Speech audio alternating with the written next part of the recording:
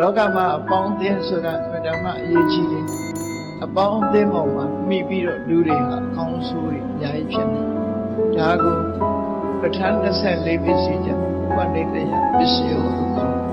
ကိုပုဂ္ဂိုလ်တူတယောက်ဟာကောင်းအောင်လဲဆွမ်းဆောင်နိုင်တယ်လို့ဆိုးအောင်လည်းပဲထိုပုဂ္ဂိုလ်တယောက်ရဲ့ဆွမ်းဆောင်မှုဆိုးဝါးတဲ့ပုဂ္ဂိုလ်သူဆရာသမားဖြစ်တာလဲပုဂ္ဂိုလ်ကောင်းတယောက်ကိုအကြောင်းပြုဖြစ်တယ်ဒုဆရာသမားဘဝရောက်သွားတာလဲအပေါင်းအသင်းကြောင့်ရောက်သွားနိုင်တယ်ဆိုမကောင်းတဲ့မိတ်ဆွေရဲ့အပေါင်းအသင်းရဲ့ပြောသမျှစကားတွေအတူတကွနေထိုင်ခြင်းကြောင့်ဖြစ်ပေါ်လာအမှုအကျင့်အပြောအဆိုအတွေးတွေကြောင့်စိတ်ကူးရင်လာတယ်သူပြောတဲ့နောက်မှာစကားတွေစိတ်ကူးရင်လူတွေဆိုတာစိတ်ကူးရင်တတ်တယ်ပဲစိတ်ကူးရင်လည်းဆိုတာအတွေးထဲမှာမြစ်မြုပ်ပြီးနေတတ်တယ်အဲဒီမှာ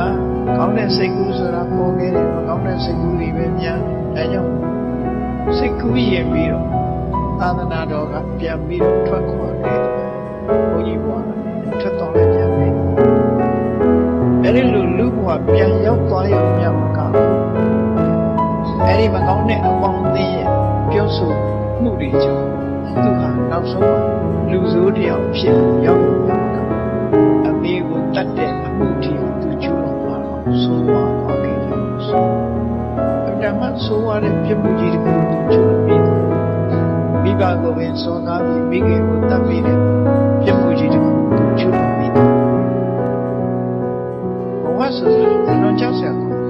အခုပဲသူတော်ကောင်းဖြစ်ပေမဲ့မကြခင်တော့ကြာသူရုံးမှာဖြစ်ခြင်းဖြစ်တယ်လူရဲ့စိတ်ဆိုတာမတမကြောက်စရာအမြဲတမ်းသူတော်ကောင်းဖြစ်နေဖို့ဆိုခိုင်မာတဲ့တတိခိုင်မာတဲ့ပညာဒါတွေရှိနေမတမအရေးကြီးတယ်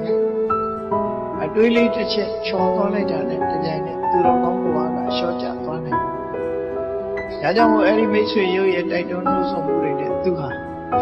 လူကောင်းဘဝကနေပြီးလူဆိုးဘဝရောက်တော့နောက်ဆုံးမှာအမေတတ်တဲ့ကံတိအောင်ပြမကျူးလွန်သွားတဲ့အနေအထားမျိုးရောက်သွားတယ်အမေတတ်ခြင်းအဖေတတ်ခြင်းယဟန္တာတတ်ခြင်းမြတ်စွာဘုရားသွေးစိတ်တရားလုပ်ခြင်းသံဃာသင်္ခွဲခြင်းဆိုတဲ့ဒီကံကြီးလို့မကောင်းမှုအကုသိုလ်ကံကြီးတွေဟာ